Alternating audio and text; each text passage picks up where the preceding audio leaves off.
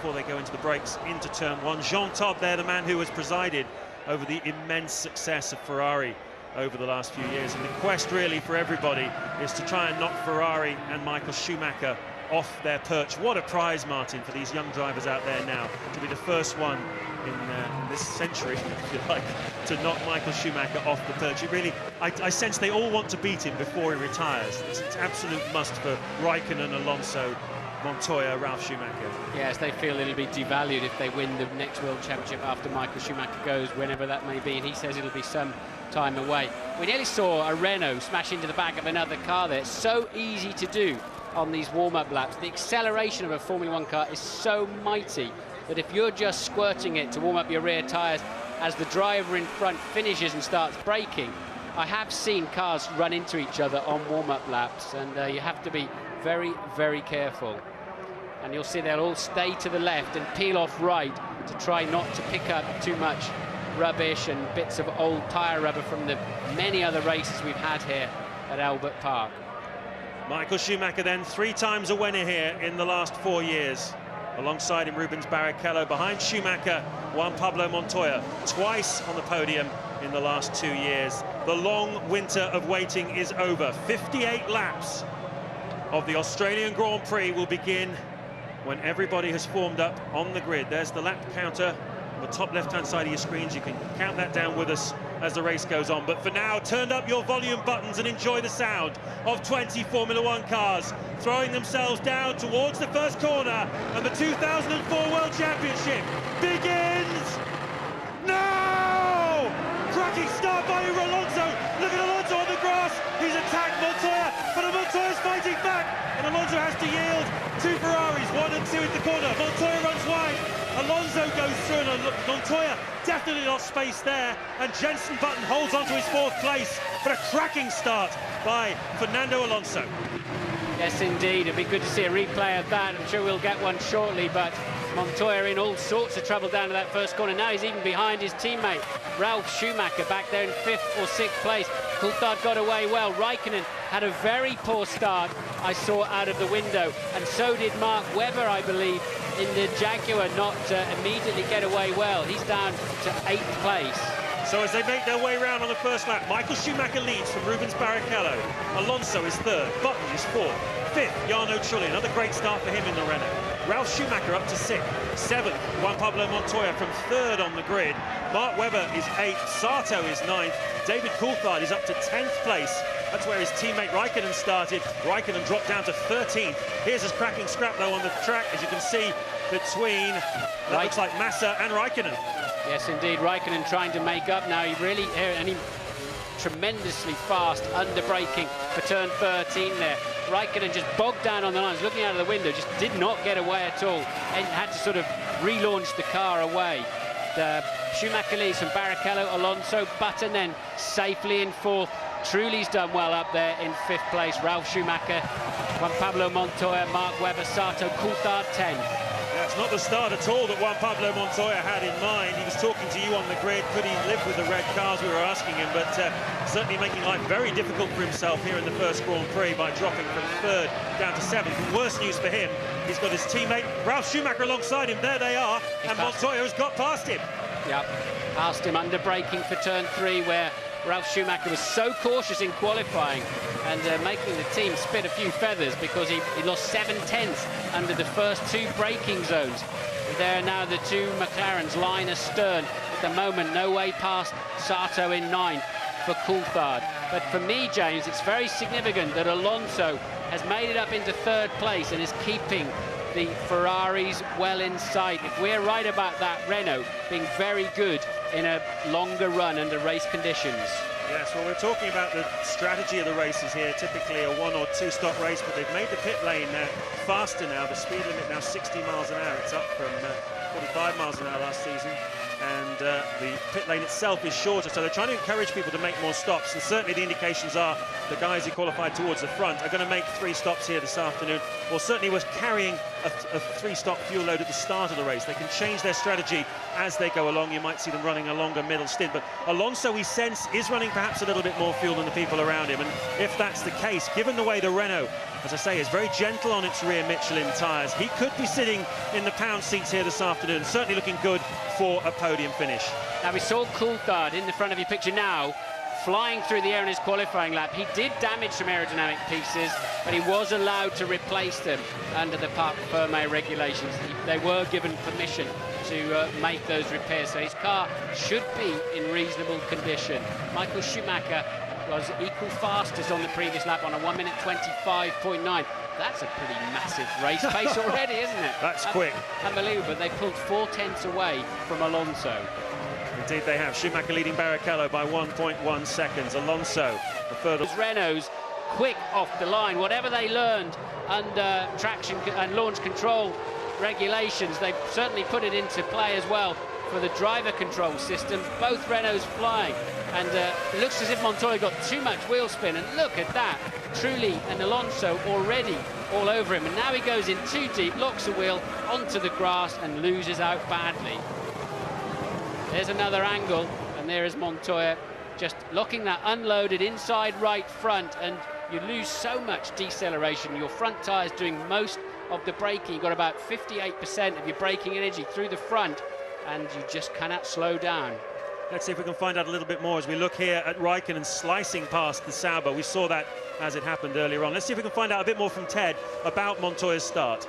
Been into Williams, James. Not only was there too much wheel spin, but he also felt the Ferraris took them around the parade lap too slowly. He didn't get enough heat into his tyres. They didn't bite, and that's how he lost out.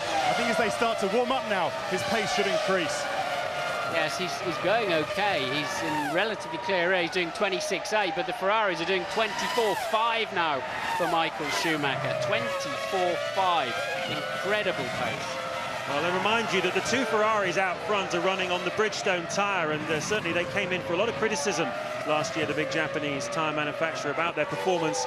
Certainly through the summer, where Schumacher, you will recall, was lapped in the Hungarian Grand Prix, a massive indignity for him on his way to a 6th world title. But they've certainly put a lot of work in over the winter, and full credit to Bridgestone. They play a lot of the responsibility for the performance of Ferrari here this weekend. You can see them starting to put some space between themselves, and Alonso now is down to Bridgestone. Alonso, the first of the runners on the Michelin tyres. Button, Trulli, Montoya, Ralf Schumacher, Webber behind, all on the Michelin tyres as well. It'll be interesting to see how the two different tyres perform over the early stages of this Grand Prix. This is lap 5. I think where Ferrari have surprised everybody, apparently Bridgestone had 2 programs running. One for the construction of the tyre, and the other for the compound of the rubber that goes on it. And they brought them together, the best of each together at the last minute, and they were flying in the Imola test that they had just before they came down here.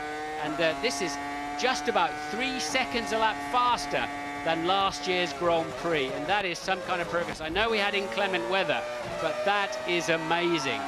We're on board here with Giancarlo Fisichella. Ahead of us is Nick Heidfeld, who left the Sauber team at the end of last season and joined Jordan for this year. He is now in front of his old team. This is the battle for 14th place on the grid. There is another Sauber in front of them, and that's Felipe Massa, who is currently 12th.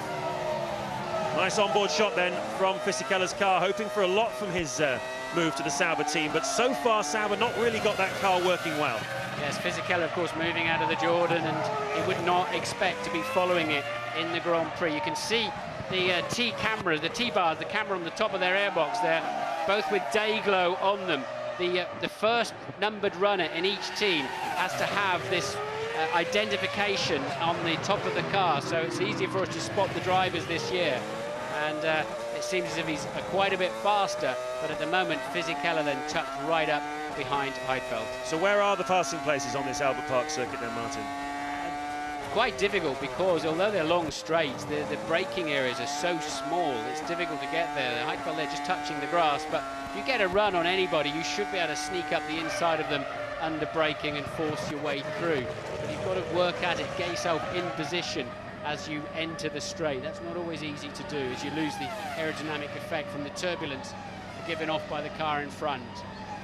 Well, there's a big queue developing behind Takuma Sato in 7th place. David Coulthard stuck in that. We think Jarno Trulli is holding up Juan Pablo Montoya, possibly the two of them on different strategies. This race developing very nicely on lap 7. Michael Schumacher leads it from Rubens Barrichello, 2.3 seconds behind. Alonso is 3rd, Button 4th, Trulli 5th, and Montoya is 6th.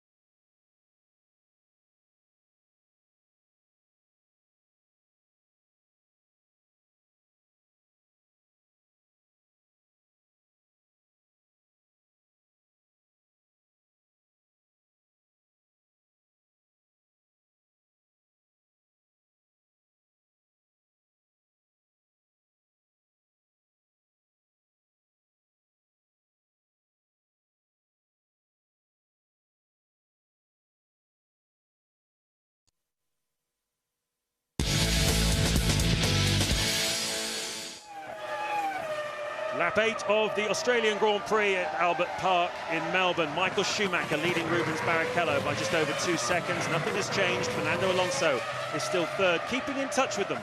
He is 6.3 seconds behind race leader Michael Schumacher after 7 laps. Button dropping back a little bit. He's over 6 seconds now behind Fernando Alonso. Put in a new lap record of 1:24.4. Michael Schumacher is in the middle of responding to that. The gap is 2.2 seconds. Ruben was just beginning to ease it back.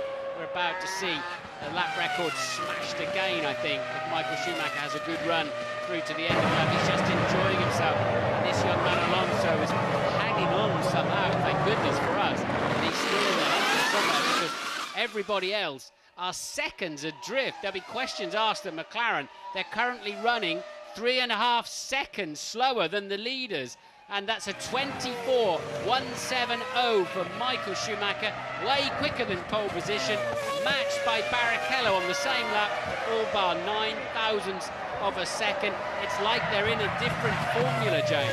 It is, although you have to say, Martin, that there are a couple of queues being formed here. There's the one behind Jarno Trulli, which contains the 2 Williams cars. Montoya, we think, is on a slightly different strategy from Jarno Trulli and possibly being held up there. And this is the other problem here. Takuma Sato, although Coulthard not that close to him, Raikkonen you can see, and Massa behind them.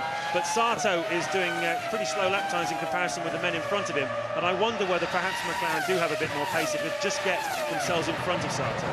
I don't think David's close enough to be worrying Sato too much. Therefore, we have Fisichella in the Sauber. But it's interesting to me that Massa is beginning, who's in 12th, beginning to hustle Raikkonen and Coulthard, just to demonstrate, I think, that the Bridgestones in these heat conditions and on this track are far, far superior. And that is why the Ferraris are romping away at the front. They've got the best car and the best tyre. Giancarlo Fisichella making a very early pit stop. I think that was probably because he felt he was being held up by Nick Heidfeld, and he was going to have to stop anyway in the next 3 or 4 laps. May as well do it now and get clear of Heidfeld. You're riding on board then with Raikkonen, looking back at Felipe Massa, who's having no trouble staying with the McLaren at all. Look at this. Massa's Ferrari engine, he's gone up the inside. Did he get through? Yes, he did get through, unless he disappeared somewhere. Massa has repassed Kimi Raikkonen. There you saw it. He got in the slip. He was quicker off the last corner, got in the slipstream and was faster down the straight. And there's Raikkonen. He's got some problem. It looks like the rear locked up. It looks like the engine died because both his rear tyres suddenly locked. And that is why he got passed down the straight that easily, I think.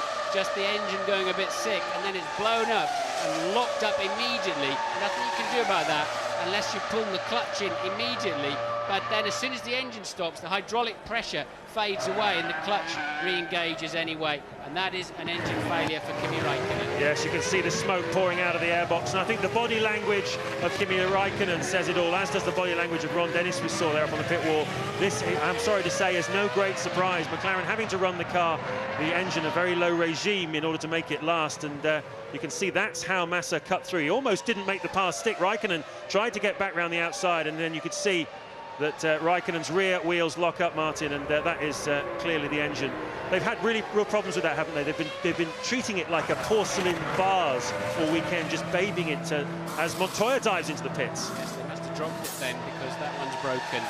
So Montoya then pitting. The leaders are on lap 11, and that for me is a great surprise. We thought Williams might be running more fuel than probably anybody else, given that we were expecting such an electric pace from them. And they weren't that hot in qualifying, and therefore we hoped they were going to go further. But Montoya then, the second man to pit. Yellow flags are out because of Raikkonen's stranded car there. But I do wonder, he was in that queue behind Trulli, and I just do wonder, they must have realised that Trulli was perhaps carrying more fuel and he was on a hiding to nothing. I think they've rolled the dice here, Sam Michael and the team in the Williams strategy wall. They brought him in on lap 10, but there was a long stationary time, and into the pits comes Rubens Barrichello, I think that is, in the Ferrari. Michael Schumacher goes across the start-finish line. So, yes, obviously everyone carrying quite low fuel. But Montoya put in a lot of fuel on his first stop. Let's see what Ferrari do. With this advantage, I wonder if Ferrari will refuel this a bit longer now and turn it into a 2-stopper with a short first stint. New tyres going on. A lot of fuel going in there. About 7 seconds worth, James. So that's not going to go that far, is it? If they were converting the strategy, it would have been 9 or 10 seconds, wouldn't it? Yeah, that's about 45 kilos of fuel in there, which probably enough for about 15 to 16 laps. So that's an interesting choice there by the Ferrari team for Rubens Barrichello. And Alonso pitted from third place at the same time. Coulthard still tucked up behind Sato than it was, as Button, who's also stopped, rejoins the racetrack. Jenson Button was pretty much on his own, but running strongly in fourth place. Is this the day he's going to get that first podium? Well, he's been 5 times finishing in fourth place. Is this the day he's going to get it indeed? And Ferrari look like they're ready again for Michael Schumacher. Williams appear to be ready for Ralf Schumacher. Michael Schumacher leading the Grand Prix. Ralf Schumacher down in fourth place at the moment. Just to remind you how this works, they had to qualify yesterday with the fuel with which they would start the race. So obviously you don't want to go too far into the race because you don't want to carry too much fuel in qualifying. But you also want to be able to go a decent distance. Here comes Michael down the pit lane, and Ted will take us through. Well, Michael Schumacher, 100 kilometers an hour. He's got to watch it because Williams are still in the pit lane for Ralf Schumacher. They've been there over a lap now. The tyres are changing, no problems with the stop. Here he goes, it's long. It is long. Oh, it is long. Out it goes. What's the time on there? 9.4. That's a switch to a 2-stop. What do you reckon? I reckon they were slow getting the refueler off, Ted, so it's difficult to know, but the fuel would have been going in nonetheless. And they had to have 3 or 4 tugs to get that off. Michael still got out in the lead of the Grand Prix. He had 2 or 3 second advantage anyway over Rubens, but there finally Ralf comes in. The team are not really allowed to send their mechanics out until the car's just about to come in, but clearly Ralf either missed his signal to come in or elected to take another lap. And out behind him also goes Jarno Trulli. So now we'll see how it unfolds after the first stop. Coulthard then hasn't stopped yet. He looks like he's just about the longest runner. Nor is Mark Webber. Mark Webber up to third place too now in the Jaguar. Well, Ralf Schumacher got out in front of the Sauber there of Felipe Massa, who certainly seems to be punching above his weight at the moment, but he hasn't made his first pit stop yet. But also Jarno Trulli lost out a little bit in that. He has now dropped behind the Williams of Ralf Schumacher. So that's a switch in the pit stops. Ralf Schumacher a winner there. Yeah, and he's ahead of Montoya too. So Montoya really, if he did stop early to get through the traffic, it certainly didn't pay off for him. Montoya well tucked up there, look, coming through the back of this picture. Yeah, we didn't exactly see what happened to Montoya during the course of that pit stop sequence there for Trulli, Ralf Schumacher et al. But certainly something's happened to Montoya because he's now 28.9 seconds behind race leader Michael Schumacher in 10th place.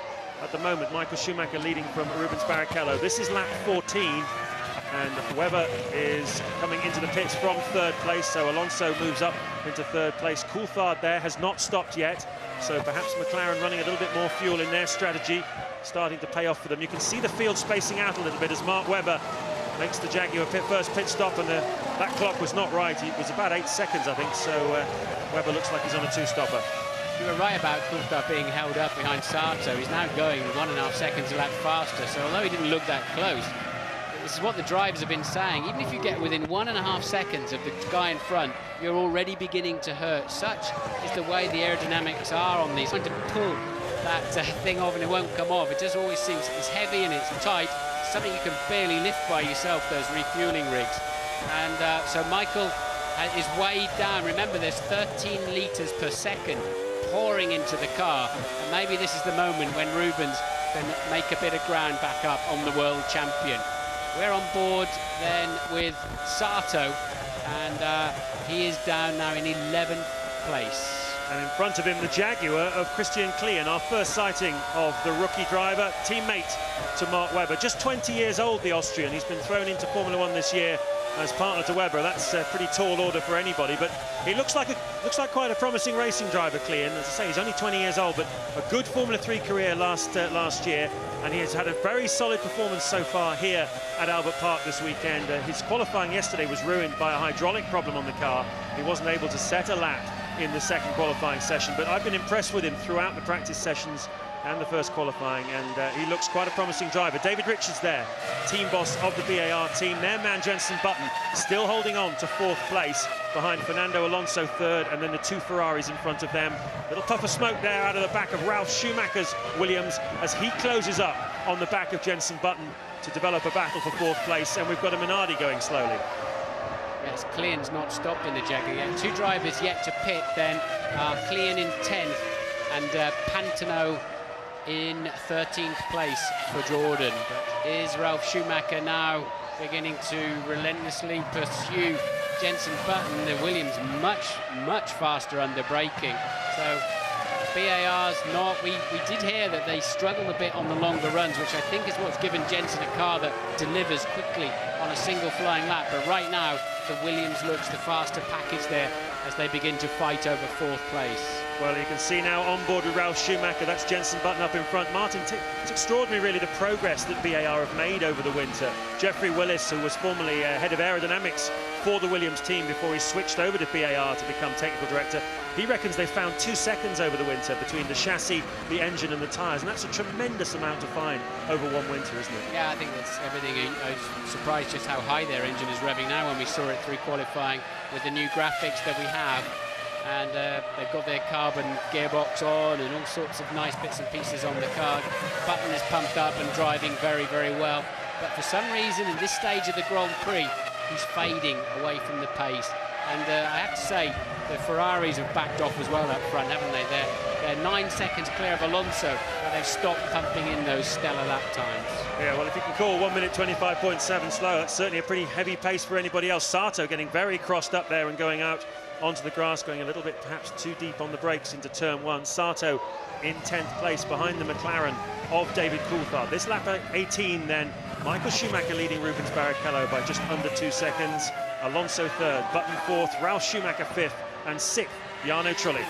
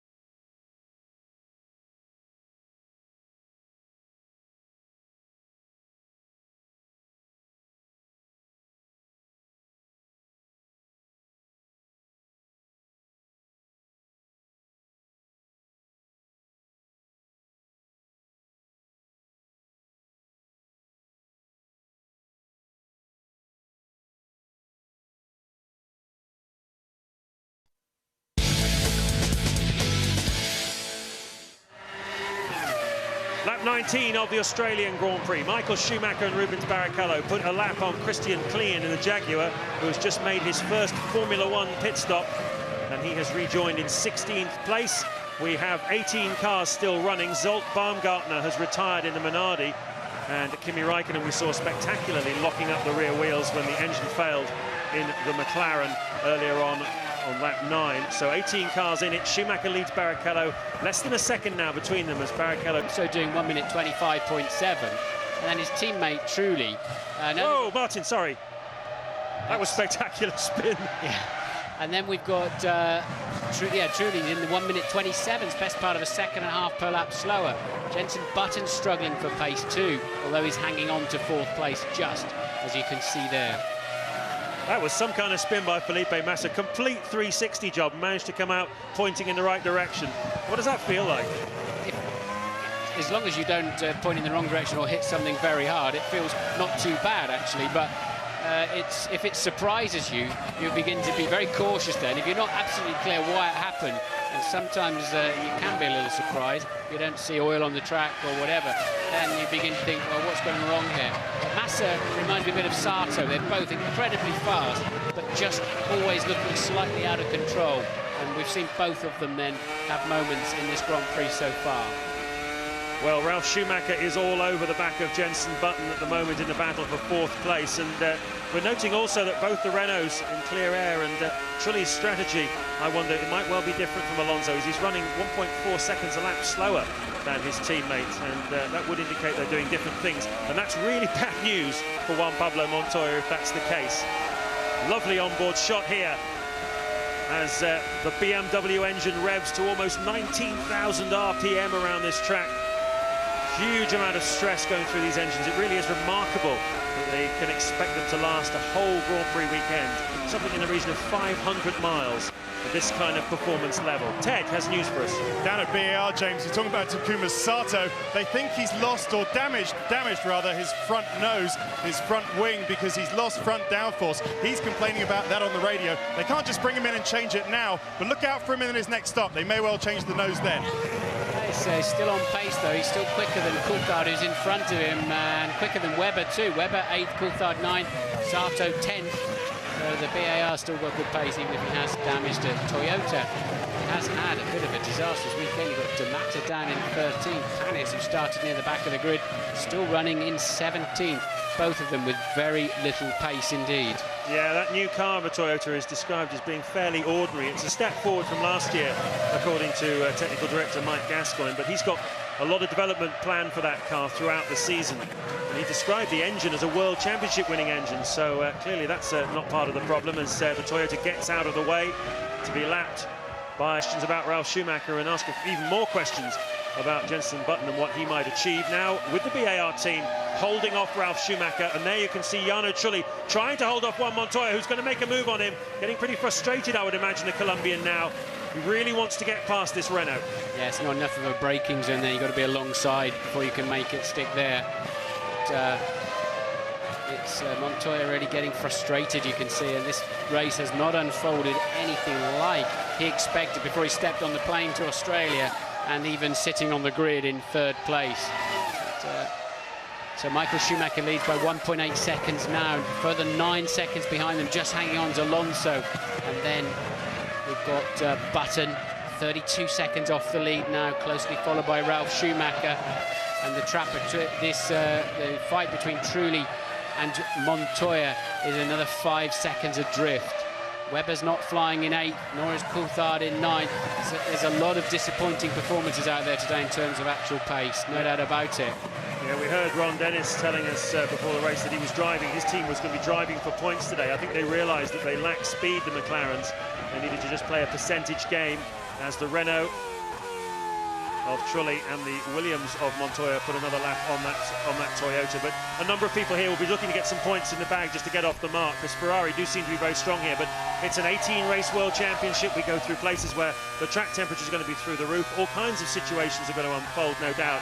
And it would be very foolish to think that it's a Ferrari whitewash season again. But certainly here at Albert Park, where they've always been very strong, at the moment they have the upper hand, and it's up to these guys to do as much as they can to get the maximum points here to get open their account for the season. It is indeed Trulli Montoya, then 7/10 of a second, it says on the caption, but you can see it for yourself. And there then the length of the pit straight just about behind the other scrap of Button and Ralf Schumacher. It's a long pit straight here, mind you.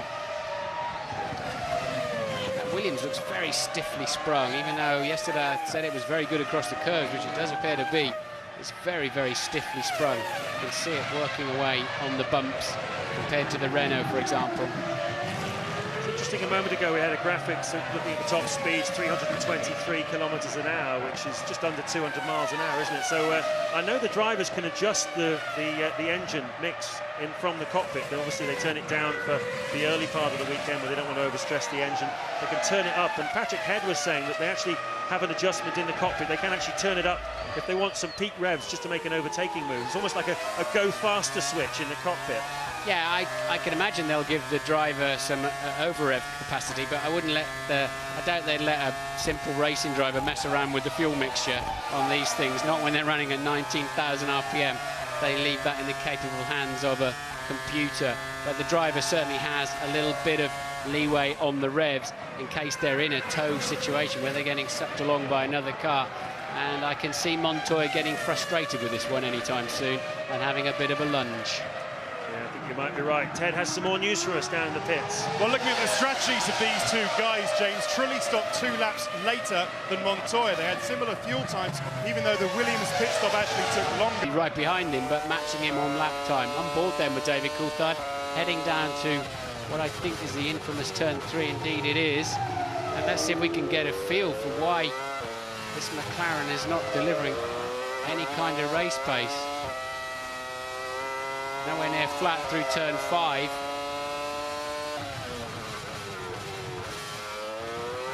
Very hesitant on turn in, but the balance looks okay, but he obviously is just having to hold it to a certain speed.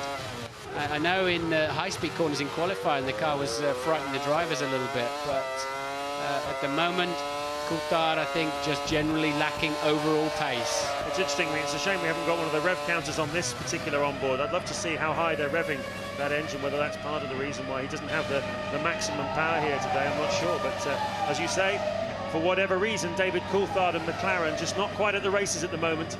67.5 seconds behind the Ferraris after 32 laps. Michael Schumacher then still leading Rubens Barrichello. Alonso 29 seconds behind.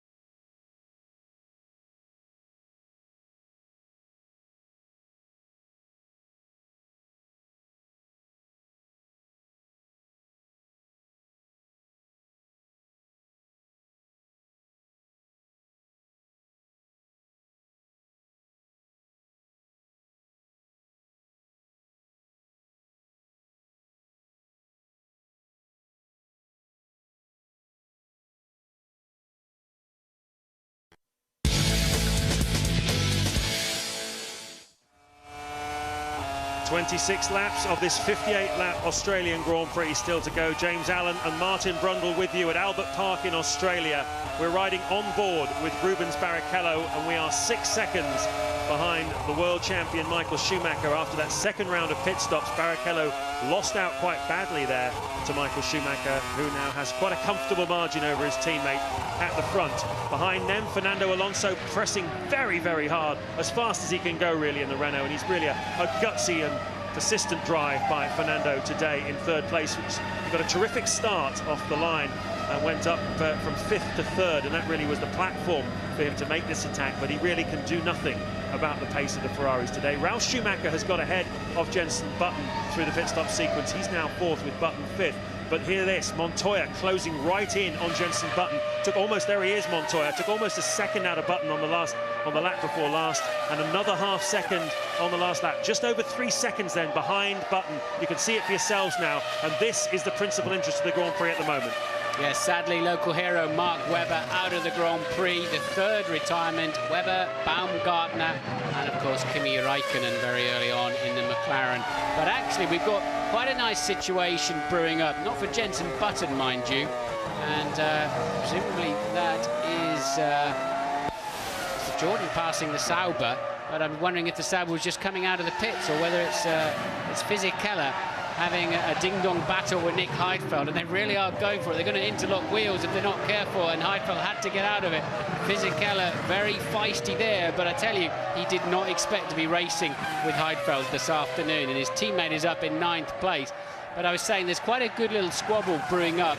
Button 5th, Montoya 6th, Trulli 7th, Coulthard 8th. There's about 12 seconds between the lot of them as we head into towards the final stages of the Grand Prix. So there's plenty of racing to go there yet. At the moment, though, the Ferraris are now half a minute clear of Alonso, and Schumacher 7 seconds clear of Barrichello in 2nd place. Well, you can see here, Fisichella, now he's been able to get past Heidfeld, is pressing on a little bit. These two swapped seats over the winter.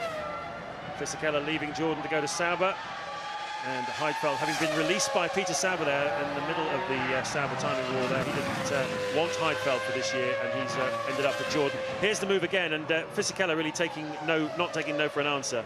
little puff of tyre smoke as Heidfeld's left front touched Fisichella's right rear. And this is good driving, good hustling. Two professional, but I guess journeyman Formula One drivers, as their careers have turned out at the moment, having a good, clean fight. Beitzender there, the team manager of Sauber, obviously not enjoying that moment quite as much as Fisichella. Here's Alonso, all on his own. He's got 25 seconds in front of him, between him and the Ferrari of Rubens Barrichello, and another 25 behind him is Ralf Schumacher. So a very lonely afternoon for Fernando Alonso, but yet again, Martin, the young man, making a big impression here in Formula One. Yeah, I think he's probably man of the match so far in terms of driving what he's got underneath him. It's a great car, and he's certainly the only one that's remotely kept the Ferraris in sight, and Alonso going well. I tell you, if we go to Malaysia, where traditionally Ferrari and Bridgestone have struggled, and Ferrari pull this performance out, there's some serious questions to be asked. And I think if I was running Formula One, I'll be going home from Malaysia, if that unfolds that way, asking some big questions. If it's Ferrari dominant and that rather lengthy qualifying procedure we went through yesterday, I think there may well be some changes coming up soon in Formula One in that respect. Not that I'm anti-Ferrari, I'm pro-Ferrari. I love, you know, a good mate of mine is Ross and Rubens and all that, but I'm very pro-Formula One, and these guys have got to close the gap down to Ferrari, and I think we've got to do something about that qualifying session yesterday. Well, if they're the best, it's up to everybody else to catch them. And certainly this Williams, I think, is a faster car than it's been able to show here this weekend at Albert Park. It's pretty parky today, and the Michelin tyres don't like it in the cold weather as much as the Bridgestones on the Ferrari do. I think Malaysia may well be a different story. Let's hope so. Certainly Renault last year, you recall, Martin, they annexed the front row, Alonso and Trulli, in Malaysia, and they expect to be very, very competitive again there. But certainly Ferrari here are the cream of the crop. A lot of brake dust coming out of Jenson Button's car, if you notice. Doesn't seem to be as comfortable. You noticed that earlier on when he was fighting against Ralf Schumacher, that the BAR seemed to be not quite so comfortable on the brakes. Now, he's certainly fighting it a bit, and hasn't shown that stunning pace to put him fourth on the grid, that's for sure, but still maintaining fifth. But Montoya now just 7/10 of a second behind him, and we have seen already the Williams very fast under braking. Look, pulling 18,600 RPM. That used to be for motorcycles with very small engines, those numbers. That's incredible from a 3-litre engine. Look at that, how much better Montoya is under braking. And as soon as he can get somewhere near the zone with Button, he'll nail him somewhere in a braking zone, no doubt about it. This the scrap then for fifth place. Ralf Schumacher is 3.5 seconds up the road and seems to be fairly... he's had a slow last lap, Ralf Schumacher. So I'm not quite sure what happened there. But gathering it together now as Button and Montoya cross the start-finish line. They've got D'Amata, I think it is, in the Toyota. Certainly one of the two. Yes, it is D'Amata in the Toyota in front, and then in 14th place is Coulthard pits. So Coulthard then clearly on a two-stop strategy this afternoon. There'll be quite a lengthy fuel stop there, and the car will be fat when he goes out, but he's away, and he's got a chance of some points. But that's all McLaren can expect today, isn't it? Adrian Newey will be somewhat concerned that this MP419 doesn't appear to have a lot of pace here in Melbourne, and even as the winter testing unfolded, was clearly lacking absolute pace. Toyota having to yield everywhere. That's the second biggest car company in the world and the most profitable. I cannot imagine. Everything else they've done in motor racing, they've gone on to dominate and win in many respects, and they'll have to do something quite big to sort that one out. Obviously, Mike Gascoigne will take quite a while to feed in his knowledge and experience. And look, Montoya feigning a run down the inside. He's never going to get through there, but it will distract Jenson, and he knows he's going to pick him off anytime soon. Well, this is a great scrap, isn't it? The BAR Honda of Jenson Button just holding off Juan Pablo Montoya, and there's a bit of history here with these two. You recall that Button made his debut in Formula One with Williams back in 2000. He was moved aside to make way for Montoya, who's now going into his 4th season of Formula 1 with Williams. But he will be leaving the team at the end of the year, and a lot of people believe that Jenson Button is high on Sir Frank Williams' shopping list for next year, along with Mark Webber to replace Montoya, and possibly also Ralf Schumacher if he should make a move too. So quite a lot at stake here, and Sir Frank Williams, I think, will be a very, very interested observer here. He knows what he's got in Juan Montoya. He ran Button when he was a raw youth of 20. Now team leader at BAR. Can he fight off Juan Pablo Montoya? Dickie Stanford there, team manager of Williams, very experienced man, and all the Williams mechanics enjoying this scrap as much as we are. Michael Schumacher still matching the pole position time on the last lap, a 1:24.4. Barrichello, a 1:26.8. The gap now up to 12.6 seconds. I'll keep an eye on Barrichello's time because he's beginning to slip quite badly now, and even Alonso beginning to edge back towards him. Montoya ever closer to Jenson Button. Jenson under pressure. This is that turn 13 where Montoya is so fast under braking. Jenson forced onto the grass. He will not damage the car. He might collect a bit of rubbish, but he probably was a bit surprised there. He ought to have just closed Montoya down a bit earlier, but Montoya's car superior, under brake significantly superior, and well, Jenson still going very well, but now down to 6th place. Is that a case of nice guys finish second, that move? No, not at all. No, not at all. But, there was a point where he'd lost the position and he should have just acknowledged it rather than bumping down the grass. But there you go. It's easy standing up here saying that when you're doing 100 miles an hour in a corner. It's a different deal. But I think it was quite clear, and Jenson would have known, that Montoya was much quicker under braking into there. Montoya had sized him up a couple of times and then left his braking. I think he surprised Jenson, frankly, when he went down there, and Jenson ending up getting forced wide. But he had a good look at him into there, didn't he, a couple of laps ago? Yeah. So, but I think Button also was worried probably about that Jordan in front, probably having a bit of a look at that as well. But you can see how close they came to going wheel to wheel. Button just running a little bit wide on the grass, and through goes Montoya. Here's Alonso, still in 3rd place, having a very lonely afternoon. And it's interesting getting your experience. 158 Grand Prix you started, Martin, and I noticed in the records that today David Coulthard starts his 158 Grand Prix, exactly the same number as you managed. Yep, he's won 13 of his, but he's not going to win today's one, sadly. He's down in 8th place. He's now been lapped. McLaren's been lapped by the Ferraris, just as I think everybody apart from Alonso's, even the Williams could be lapped today. That'll be something to see a bit later on. That's not what we all prophesied before we came down here, is it? All us experts on Formula 1, we all thought the Williams were looking mighty, and they could be lapped. Reminds me a bit of 1998. Do you remember Hakkinen and Coulthard, the very dominant McLaren at the beginning of that season? But that championship went down to the wire, didn't it, in Suzuka at the end of the season? So should never draw too many conclusions from what you get at the first Grand Prix of the year. This is an odd track, Albert Park. It does tend to favour one car. It tends to flatter it. The Williams was flattered through the mid-90s. The McLaren was flattered in the late 90s.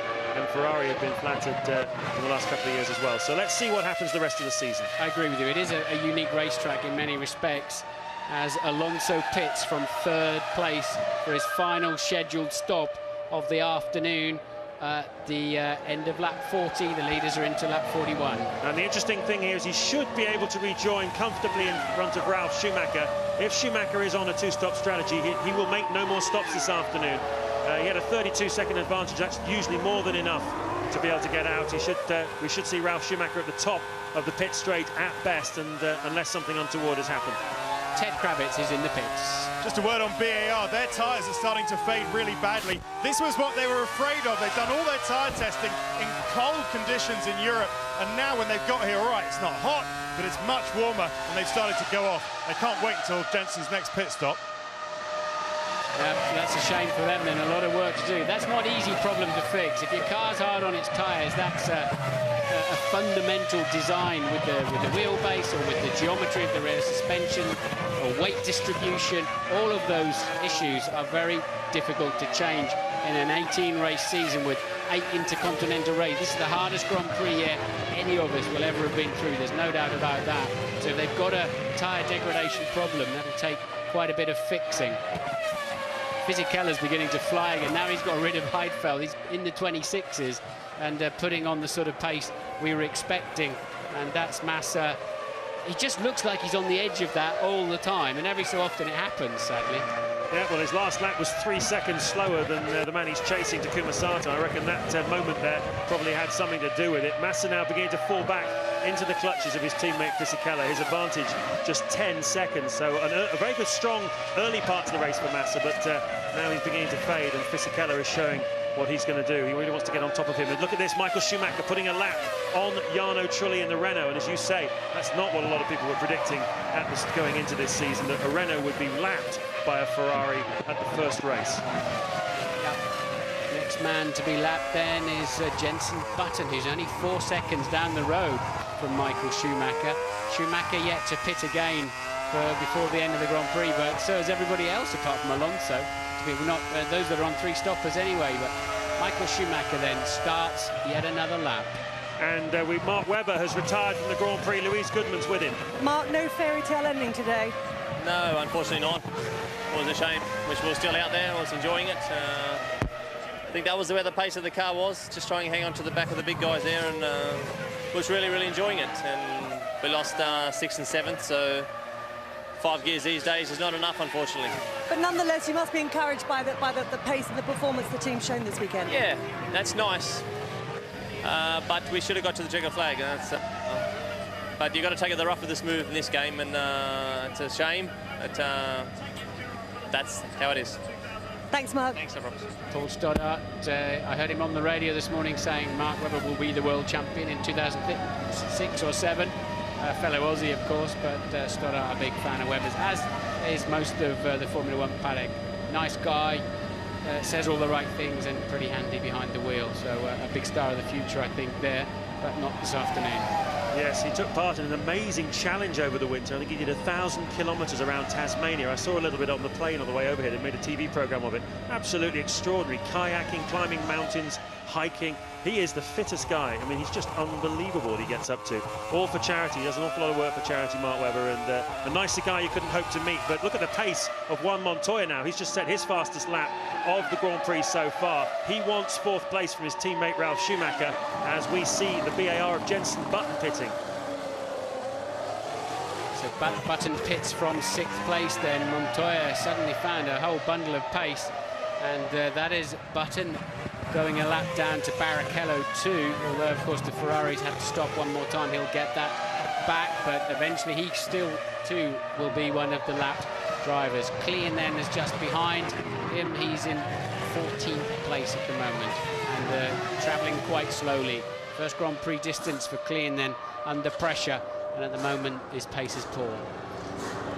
Well, another man who had a bit of a slow lap there is Fernando Alonso in 3rd place, a 1:27.5 for him. Probably traffic, I would imagine, the reason. There's quite a lot of lap traffic for the front runners to get through at the moment. But just to compare it, Rubens Barrichello doing 1:26s and Michael Schumacher 1:24s. So Alonso turned in quite a slow lap there, but nevertheless still in 3rd place. And Ralf Schumacher has closed up a lot on him thanks to the extra stop that Alonso has made relative to Ralf Schumacher. It'll be very interesting to see whether Williams have to stop again with 15 laps to go in this 58-lap Grand Prix. I imagine that they do. But Ralf now coming into the sights of Juan Pablo Montoya, who is suddenly upping his pace. As I said, just turned his fastest lap of the Grand Prix so far. And this guy, he reminds me of Mansell, Martin. He's one of those guys that are always in the race. You always have to have the camera on him because you never know what he's going to do next to you. Here comes Barrichello into the pits. Barrichello has fallen to 16 seconds adrift.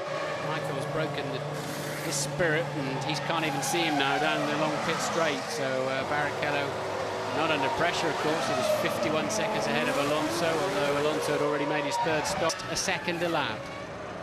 Williams mechanics ready in the pit lane then. Both of their drivers, Ralf Schumacher and Juan Pablo Montoya, have done 2 stops in this Grand Prix. Clearly they're going to stop, at least one of them is going to stop 3 times. The Ferrari guys getting ready for Michael Schumacher as well. So Schumacher leading Barrichello, Alonso 3rd, Ralf Schumacher 4th, Montoya 5th, Button 6th.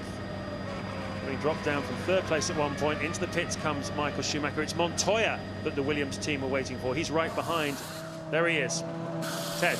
Montoya pits, but it's one lap too late. Those tyres will not be up to hot top temperature. And now there's a problem on the rear right. I don't believe it. Another one. That's more or less every pit stop Montoya's had today. There's been a problem with it. Meantime, Michael Schumacher in. No problems as usual. He's away.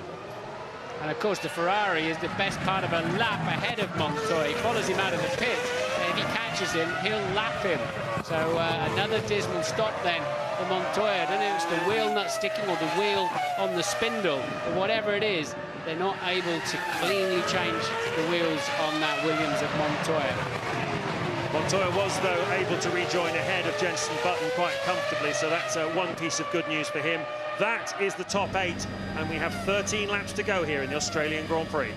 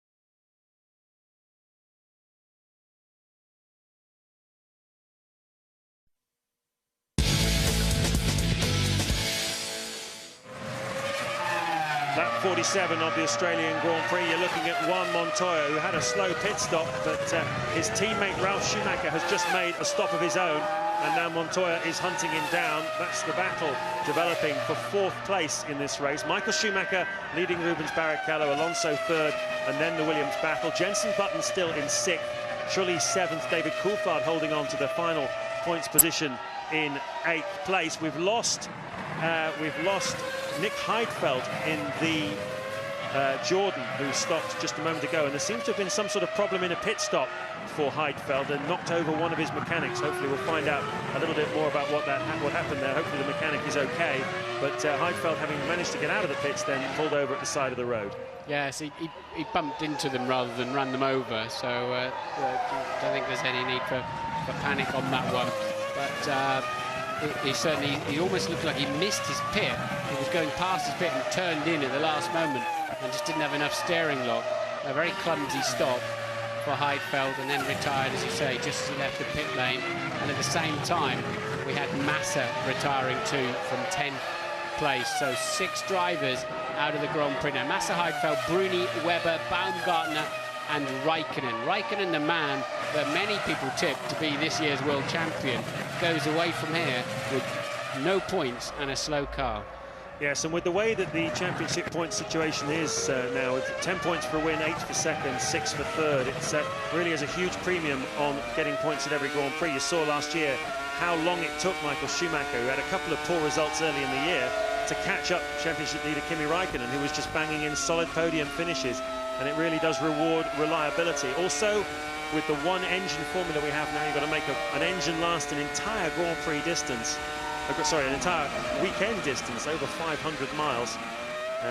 It's certainly both of those things rewarding reliability. You can't afford to have too many days when you don't score any points. And Kimi Raikkonen already, in race 1 of 18, has had a day of no points. Rubens Barrichello is nursing something in his car. He's slowed down a lot now. He's a half a minute clear of Alonso, but clearly coasting along, probably 3 seconds slower than he was, 3.5 seconds slower actually than his fastest lap of the race. So both Ferrari drivers going much slower, but particularly Barrichello, who's now 22 seconds adrift and lapping a full second slower than that man, Michael Schumacher. It's interesting, isn't it? Schumacher 53 seconds ahead of the next non-Ferrari runner, Fernando Alonso. That really does send a chilling message out to the rest of Formula One, particularly to the Williams team here, Juan Montoya. He can point to his day and say, well, look, I dropped 4 places at the start. I had a poor start. I then had to fight. I got held up by Trulli. I've had very slow pit stops. I've had wheels getting stuck. You haven't seen the true pace from me today. But nevertheless, he is 80 seconds behind Michael Schumacher. And that tells its own story of a frustrating and rather ragged afternoon for Juan Pablo Montoya. Teammate Ralf Schumacher, well, he's just ahead, 4 seconds ahead of Montoya. And he's not had a particularly eventful afternoon, but he just hasn't been all that fast. No, but I think they're going to be saved the ignominy of being lapped, because Michael's now coasting, doing roughly the same. What am I saying? It's true, doing roughly the same lap times as the rest of them. But they're swanning around out there now, and therefore I don't think he'll... There's that right rear wheel, look, that was slow going on. It's a wheel nut problem, it would seem, rather than anything else, and he was very eager to get away. What's your read on the situation there with Montoya? I mean, he's a fairly fiery personality. He has a laid-back demeanour out of the cockpit, but it's pretty clear he's fairly tightly wound inside. He's leaving the team at the end of the year. A lot of people reckon that the human politics there, just the whole attitude, is going to be virtually unsustainable for the season. How can they all push as hard as the team push as hard for him, knowing that he's off? Well, how do you see that panning out? Well, they'll just have to manage it, because it is going to be an issue, and it's no good saying it's not. He runs on a pretty short fuse, as we saw in a press conference this week. He's a fiery character, which is why he has so many fans around the world. And it's the team are going to have to manage the politics, the tensions, the emotions as the season unfolds. I think it depends on how many points he's got compared to Ralf as to just how big the management issue is. Well, there we are, riding on board with him now, just getting a little bit wide on the outside of the turn. It's very dry here, and very dry and dusty, and luckily the grass has got pretty much the same grip as the tarmac. But, he's got a... We'll take a look at his tyres. Yeah, the left front look is looking pretty unhappy. That generates a lot of understeer in right-hand corners. It's a clockwise circuit, therefore, of course, more right-handers than left-handers to get back to the beginning. And he will be nursing that. That'll be slowing him down. And there is your race leader, just coasting along the pit straight with Montoya in sight. Well, the Sauber team have Giancarlo Fisichella in 10th place at the moment. As Martin mentioned a moment ago, they've lost Felipe Massa, and Ted is down in their garage. Yes, they're searching for clues on the telemetry. It's inconclusive at the moment, but their 2 possibilities are a complete electric failure because the radio also died. Felipe couldn't say what was wrong, or they think it may be a recurrence of the fuel pressure problem that they had on Friday. Whatever, not a good weekend so far. No, it's a shame. And we thought they'd be strong, didn't we, dude? The sort of the Ferrari B team as such, with the same tyres, and we really expected more here from the Sauber team. Michael, 26, still very slow. He's now just 23 seconds ahead of Alonso.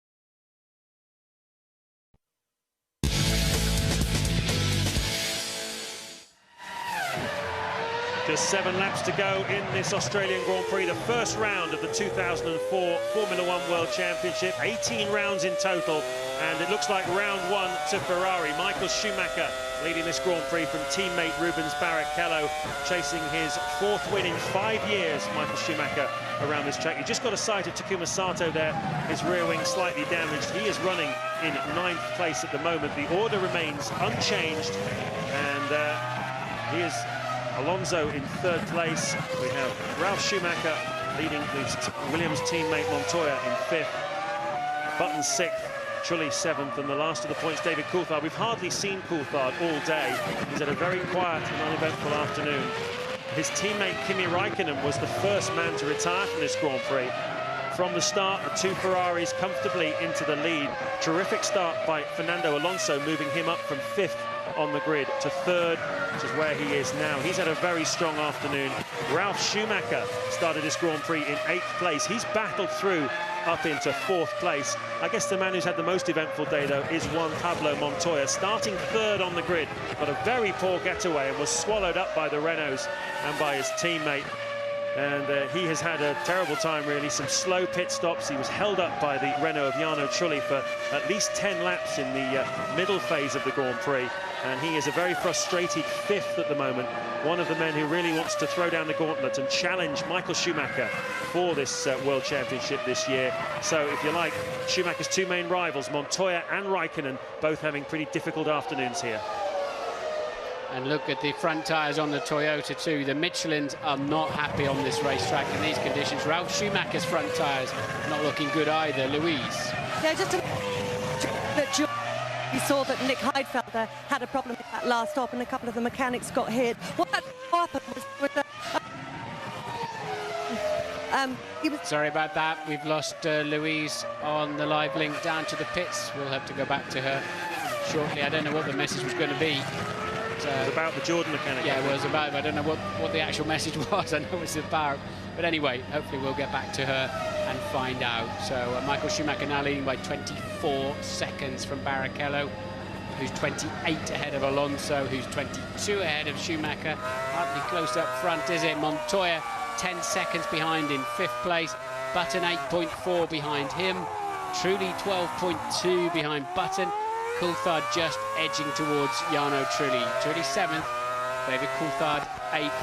Sato a long way behind Coulthard now after his 3rd stop. Coulthard on a 2-stopper then, as were both Jaguars. Everybody else 3-stopping.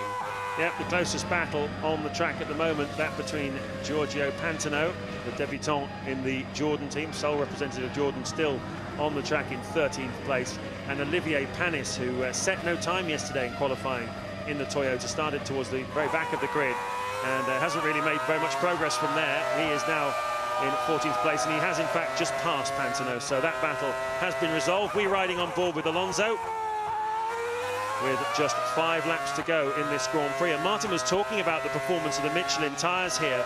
They were getting an awful lot of plaudits in the second half of 2003, but you have to take your hat off to Bridgestone, who've obviously gone away, learned a lot of lessons from what happened last year with Ferrari, and have worked very, very hard over the winter to come up with a tyre to work. And just look how well preserved they are on that Ferrari. It really has been a terrific performance by Bridgestone here. Yeah, it's the only man that's really kept them in is Alonso, who's running in 3rd place. His car does look, as we suspected, a little bit kinder to its tyres. What happens is you start to slide and the surface of the tyre grains up into little rubber balls, and the more it grains, the more you slide, the more it grains, and it's a hopeless situation that you really struggle to recover. But remember, Michelin's used to go through that phase, didn't they? 6 or 8 laps in and then really come back strongly to the driver, but maybe it's just not warm enough today for that.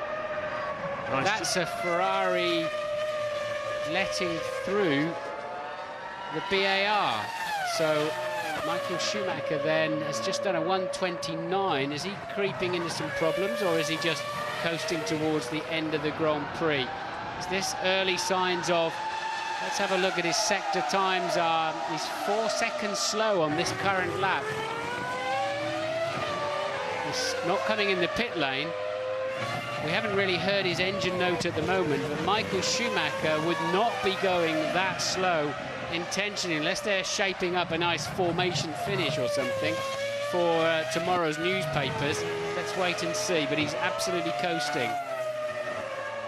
Just going past us under our commentary position, Jenson Button, who he'd allowed through, was going through, and the revs were noticeably much higher on that Honda engine than the Ferrari engine following through. Here we are, let's have a listen.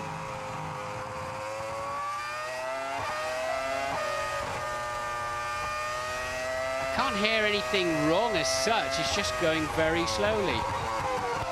There's the gap down to 18 seconds.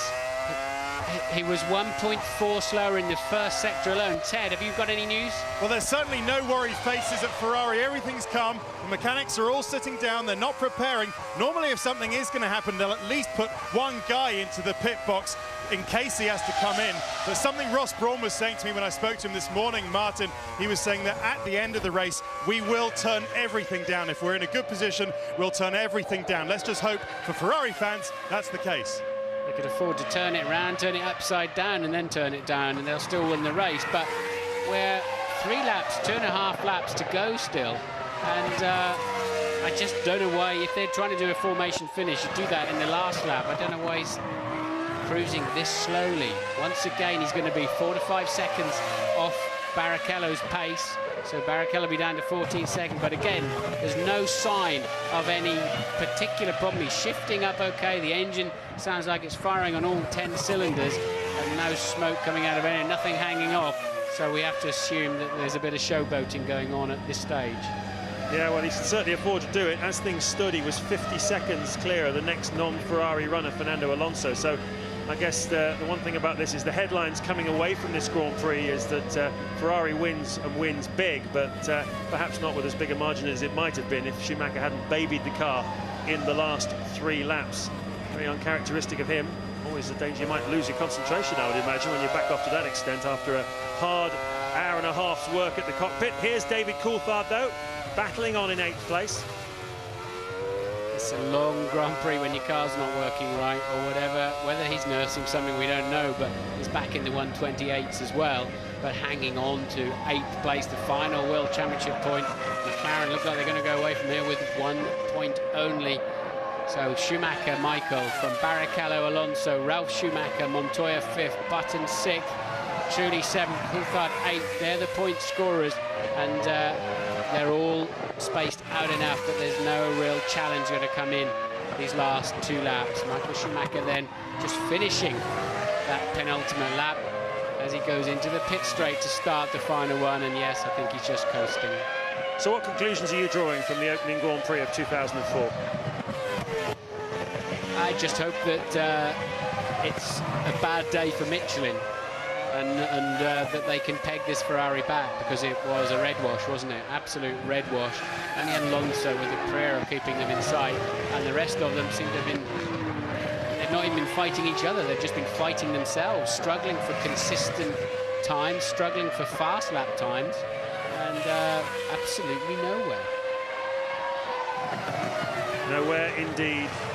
Alonso 39 seconds then behind Michael Schumacher in the closing stage of this Grand Prix, but it could have been closer to a minute if Schumacher had pressed on at the pace that he was going for the first 50 or so laps. Comes down the pit straight. There's the checkered flag, and Michael Schumacher takes win number 71 in what has been an extraordinary career already. This his 13th season in Formula One, and it's his 4th win here in Australia. What a record he has. 4 wins in 5 years. Rubens Barrichello, solid drive by him today. He backed right off in the final part of the Grand Prix, having pressed Michael Schumacher pretty hard in the early stages, and we're waiting now to see Fernando Alonso. We have half a minute to wait for Fernando Alonso. I think that's probably him now. Here he is, yes, coming down the pit straight. All the Renault mechanics at the top of the fence cheering. A great start to the season for Renault then, a podium finish for Fernando Alonso to go with the 3 that he had last season in his first year.